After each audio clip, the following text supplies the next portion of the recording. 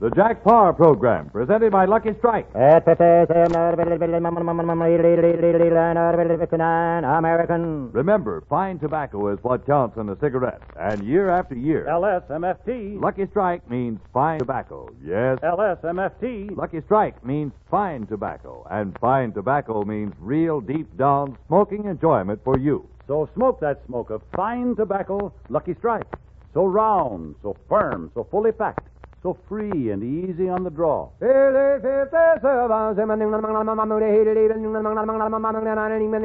American.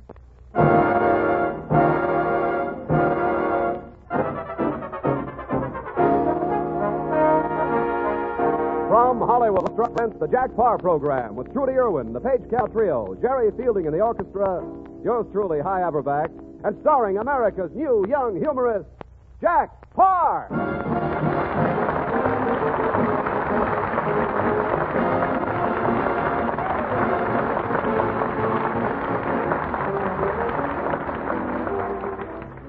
Thank you very much. This is Jack Paar. Hello. And to those of you on vacation away from home, what makes you so sure you turned off the gas?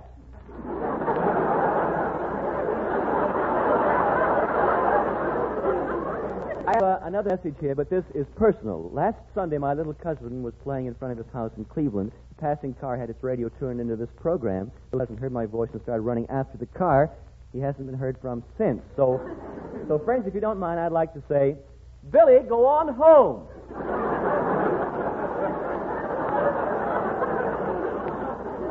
I don't understand all this stuff, you know.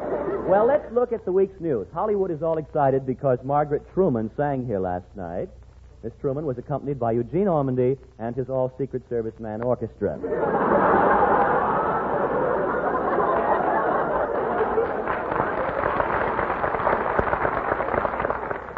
Tommy Dorsey and Benny Goodman made headlines this week on the sport pages. Now it's reported that Benny Goodman has a new type clarinet to play when he works with Tommy. With this new clarinet, he can blow music and poison darts at the same time.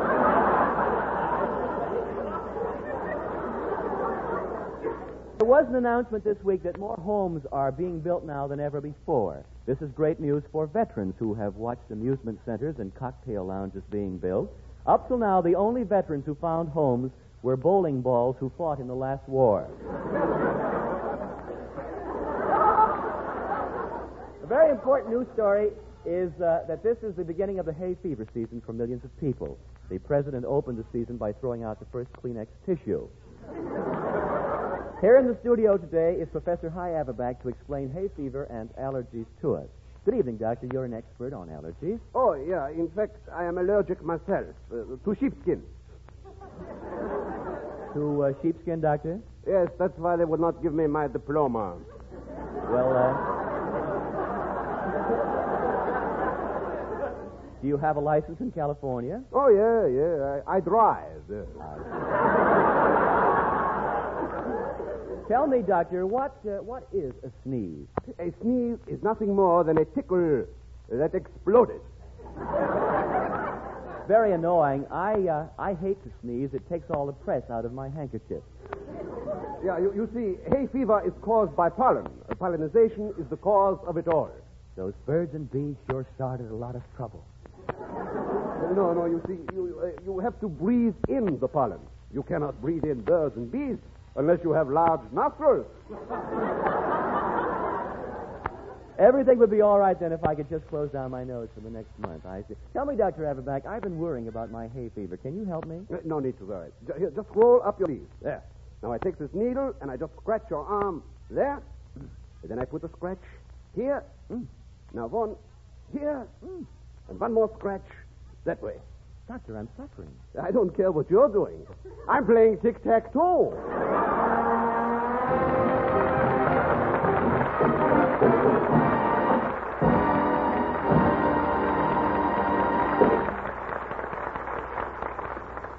This week I ran out of introductions for lovely Trudy Erwin and our mop-haired orchestra leader, Jerry Fielding, so I hired a special writer for the job. He's 91 years old, has a white beard, and his name is George Bernard Shaw. This is the introduction Mr. Shaw just cabled me. Trudy Erwin will sing Nice Work If You Can Get It. Jerry Fielding's orchestra will play Nice Work If You Can Get It. Somehow I feel Mr. Shaw is not for radio.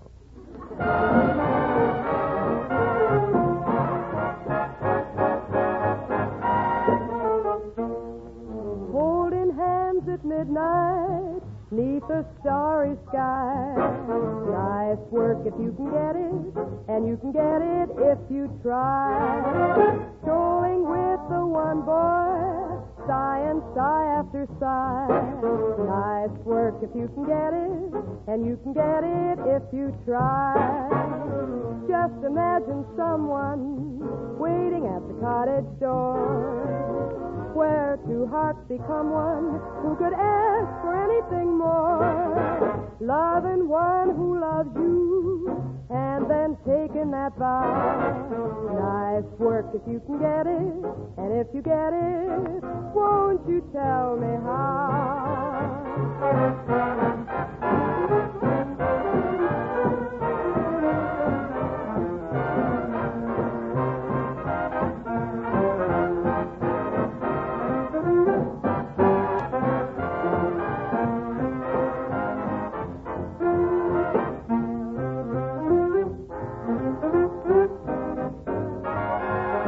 Just imagine someone waiting at the cottage door, where two hearts become one. Who could ask for anything more? Loving one who loves you, and then taking that vow. Nice work if you can get it, and if you get it, won't you tell me how?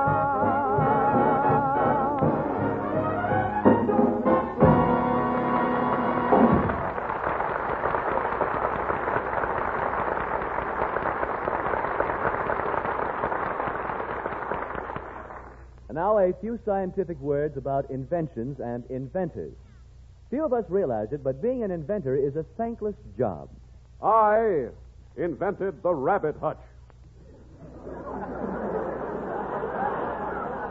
You see, nobody thanked him. There's no doubt about it. Inventors have a tough row to hoe. Of course, farmers have a tough row to hoe, too, but they have hoes. An inventor has to use his head.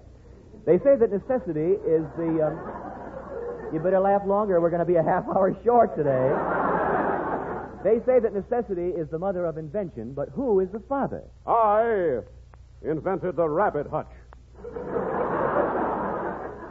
Many inventors have been lost in the shuffle, never to be heard of again. Whatever happened to John W. Gassner, the man who invented the cow without for people who don't like milk?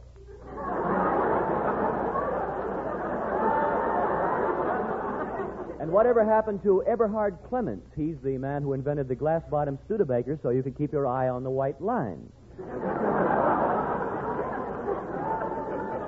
But our little story tonight concerns an inventor whose life was a series of frustrations and catastrophes.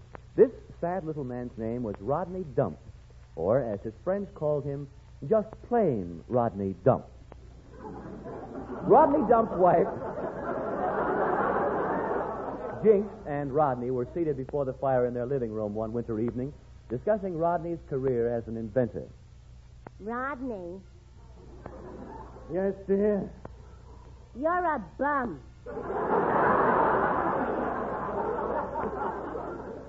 Thank you, dear, and hand me that bottle. I want to drink myself to distinction. Rodney, when are you going to invent something that'll sell and make some money? Look at me. All I have to wear is a pair of shorts and a halter. And I can't go to the store anymore in this halter. Why? It's for a horse.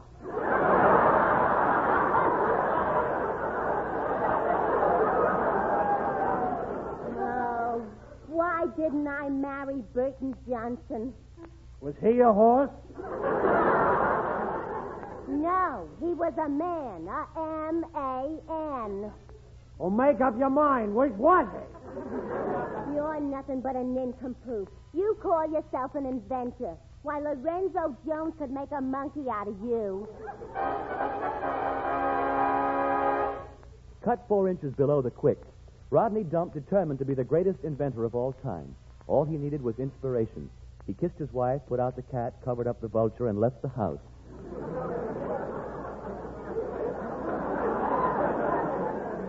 Rodney needed excitement, so he sold his car and went to a nightclub. There he met a girl. Hello, cutie. Are you from Hollywood? Oh, no, darling. I just came here to have breakfast with Tom Brenneman. But it wasn't any fun. Mrs. Brenneman was there.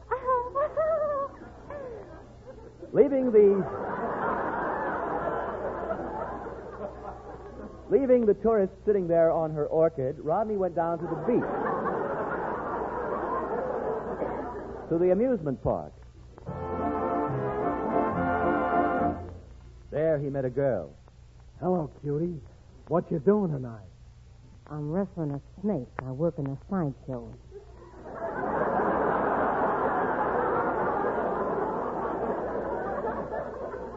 Leaving Nightmare Alley, Rodney wandered down Lover's Lane in the darkness.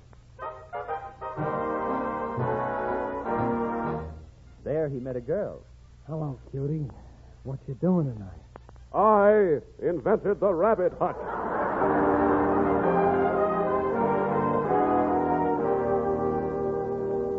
Fired with inspiration, Rodney Dump started to invent marvelous inventions. First, he invented the steamboat. Then he invented the railroad train. Then he got drunk.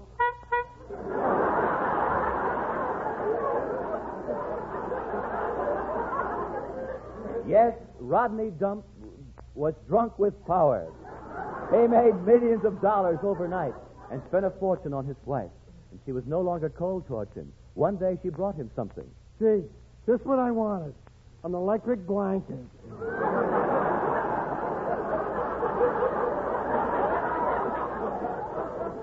But Rodney's joy was short-lived. Soon his money ran out. The servants left him. His wife left him. Even the electric blanket left him. Rodney tried to commit suicide. He threw himself in front of a swan in a tunnel of love. It was no good. He tried an overdose of sleeping pills. He got an overdose of sleep. He tried various methods of suicide, but none of them worked. Then he remembered a cousin who, quite by accident, had fallen into a vat of Jergens lotion and softened to death.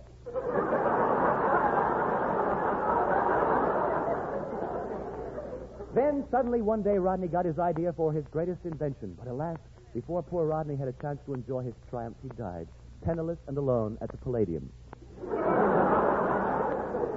But Rodney Dump is not forgotten, nor will he be, for you see, Rodney Dump made a great contribution to radio through his marvelous invention. Countless millions will be forever grateful. And now I give you the invention of that genius Rodney Dump, the greatest idea of all times, his tremendous gift to civilization. Ladies and gentlemen,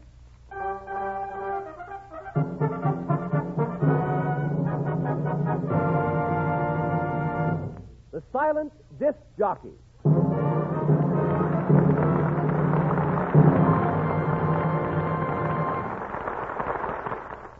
Lucky Strike presents The Man Who Knows, the independent tobacco expert who knows from his own experience at the auctions what kind of tobacco is bought by the makers of Lucky Strike.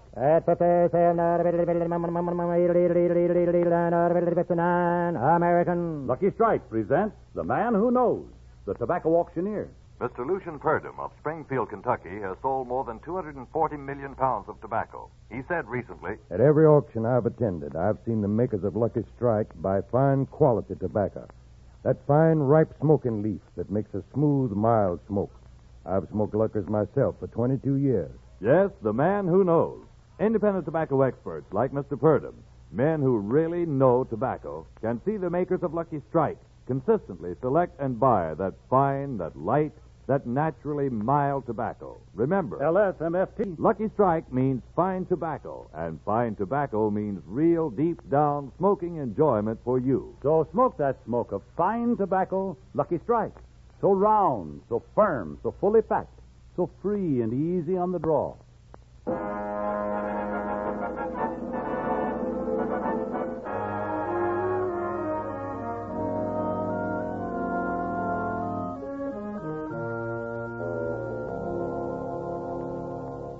One of the outstanding musical discoveries of the year is our Page Kavanaugh Trio. People have been asking about them, and so I'll describe them to you. Collectively, the trio has 3 noses, 6 ears, 96 teeth, 12 silver fillings, and weigh 465 pounds, not including their fountain pens.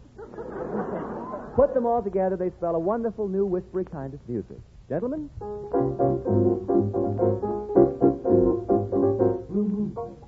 You deep in the room, without in my heart, without love my own. Hey moon, you know just what I'm here for. You hear me sing a prayer for, just to love my own. And then there suddenly appeared before me the only chick my heart could ever hold. Then she whispered, please adore me. I'm a knave with a babe on alert, mirth, moon. Now I'm no longer alone. Without it in my heart, I gotta love my own.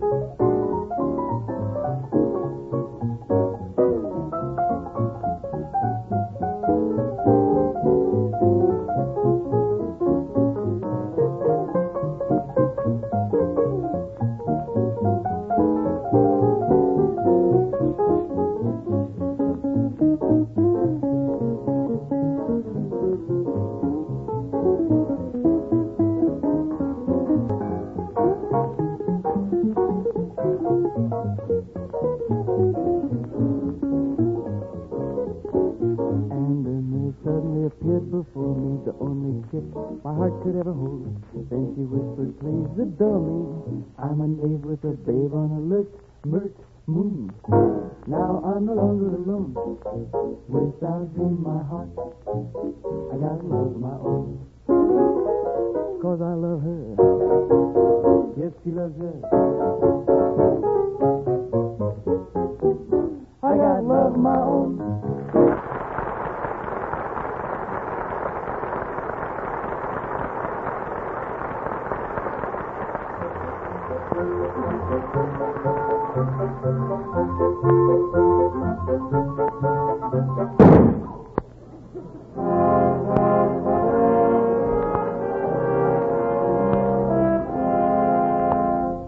Mother Goose is a dead duck.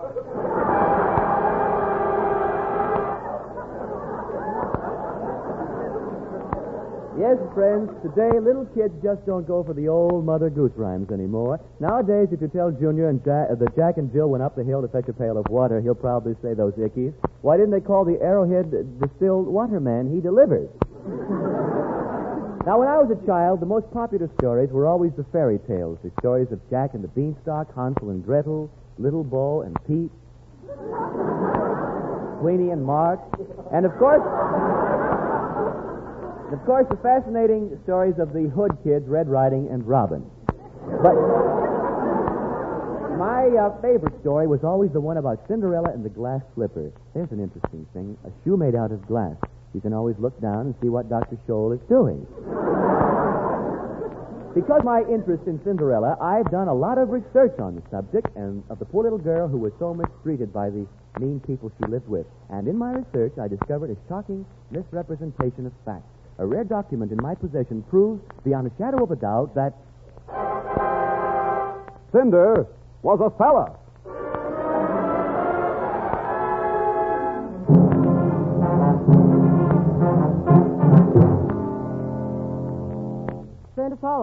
Cinderella? Oh, where is that miserable urchin? Cinderella! Major, dear, you're much too wealthy to raise your voice this way. Couldn't you hire Harry Von Zell to do it for you? Please, Oglethorpe. Screaming at that horrid Cinderella is the only exercise I get. Except when I lash him with my mink of nine tails. Where is he? I sent him out to the garage to clean the exhaust pipe on my car. How can that scrawny little rat clean an exhaust pipe? He crawls through it, dragging a wad of steel wool behind.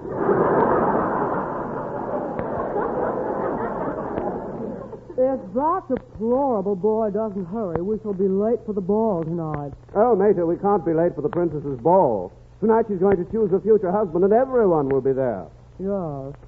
The people will be simply scrumptious.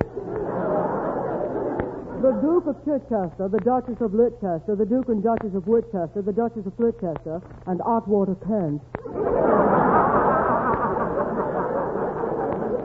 I say, look, Mater, here comes that filthy little servant, Cinderfella.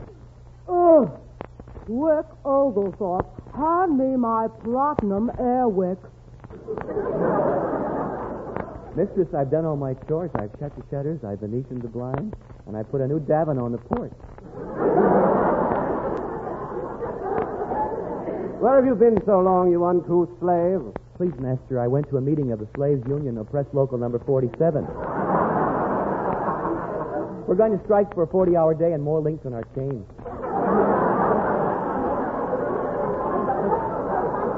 You cannot strike, filthy one. There is much to be done while Mater and I attend the princess's ball. Please, master, inform your mother I'm very hungry. I must have food. Food?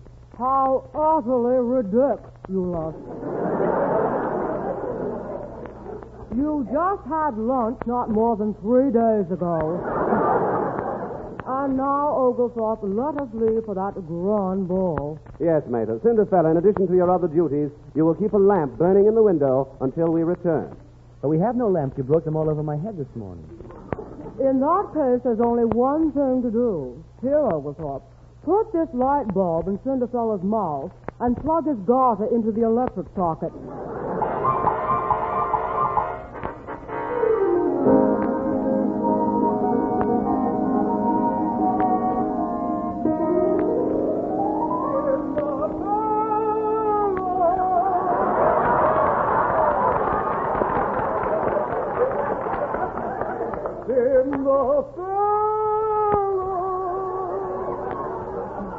Park, who is that? He is I, me child. Why, you're my fairy godfather. I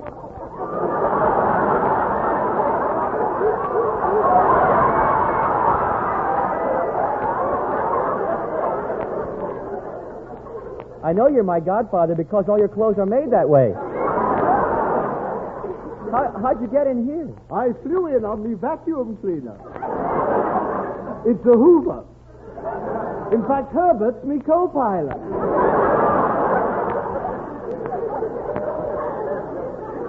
Oh, Godfather, I have not seen you since my twin brother and I were born. Twin brother? Ha! Your brother is 37 and you're but 18. How could he be your twin? I was a deep freeze baby. Egad, gadzooks, downs, and other Victorian expressions of surprise. But come, my child, we have no time to lose. You are going to the princess ball.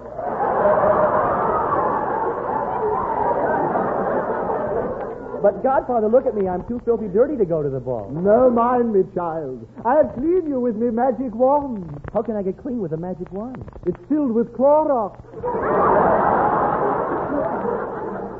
But I have no clothes to wear. Look at me. My rags are all in tatters, and the tatters are full of shreds, and even the shreds are frayed. Don't mind me, lad. I'll clothe you in magic. Abadabba, abadabba, abadabba. Here, slip into this. What is it? It's the latest thing, my boy. A brand new abadabba. Gee, just what I've always wanted. And now for your transportation. I'll conjure my finest miracle. A new Chrysler Town and Pumpkin. But I can't drive, fairy godfather. No mind me, boy. I'll give you two of my finest coachmen, Kaiser and Fraser. Now be gone, my boy, and enjoy yourself. But remember, you must leave the ball before midnight.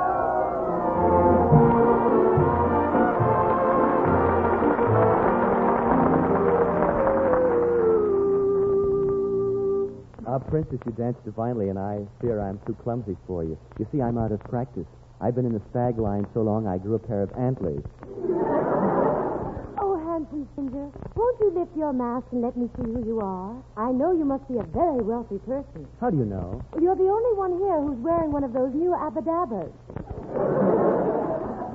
My dear princess, I fear I'll have to leave you soon. But why? You may think me strange, but I have to put a bulb in my mouth and plug my garter into a socket.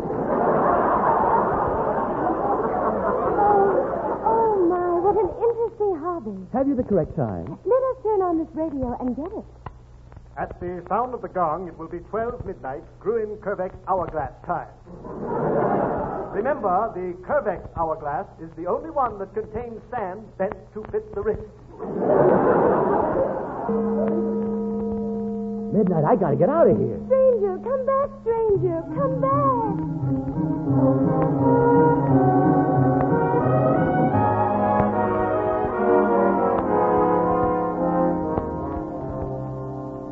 It has now been 3 months since the princess's ball, and that gracious lady has still not chosen her future husband. Instead, she is continuing her search for a handsome, mysterious stranger who was last seen wearing an abadabba. Good night to you, and I do mean you. Oglethorpe, turn off that radio. All right, Mater. Cinderfella, take that loudspeaker off your head and pull your garter out of the socket. Oh, thank you, Master, and I wish you wouldn't make me do that anymore. The electricity's melting my bridge work. You're so vulgar. Wipe the gold off your chin and get out of here. Look, Mater, there's someone coming up our driveway. It's the princess. Greetings, subject. I am here to seek the mysterious stranger who is to be my prince and our future king. Your Majesty, how will you know the stranger when you see him? Oh, I have a way. When he fled the palace 3 months ago, he dropped this. A pair of plastic glass suspenders. Yes. And when I find the one whom these glass suspenders fit perfectly, I will have found my future husband. Do you, Oglethorpe, wear suspenders? Oh, no, I wear a velvet Buster Brown suit. The pants buttoned to the shirt. Then no one in this house wears suspenders? I do. You? Yes. If I don't, my hip boots sag. Well, is there anyone else in this house? Only Cinderfella, our filthy little slave. That's him over there. You? How do you keep up your trousers, you skinny little wretch? I just tucked them in between my ribs. Well, nevertheless, you'll have to try on these glass suspenders. You may be the one. All right, Princess, I'll try. Princess, Your Majesty, we found the mysterious stranger. We found him. Are you positive? Yes, the suspenders fit him perfectly. Here he is. Oh, my beloved prince. My beautiful princess. My fairy godfather.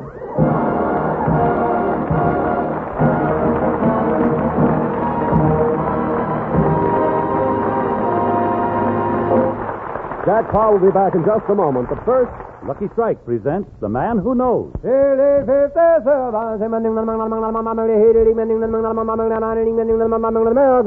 Man Who Knows, the tobacco warehouseman. Mr. Ed Isaacs, popular warehouse operator from Lebanon, Kentucky, recently said, Season after season, I've seen the makers of Lucky Strike buy fine, ripe tobacco. The kind of leaf a tobacco man really goes for. The Man Who Knows, the tobacco auctioneer. Mr. Brian Williams, ace tobacco auctioneer of Paris, Kentucky, said not long ago, I've seen the makers of Lucky Strike buy tobacco that just can't be beat for real smoking quality.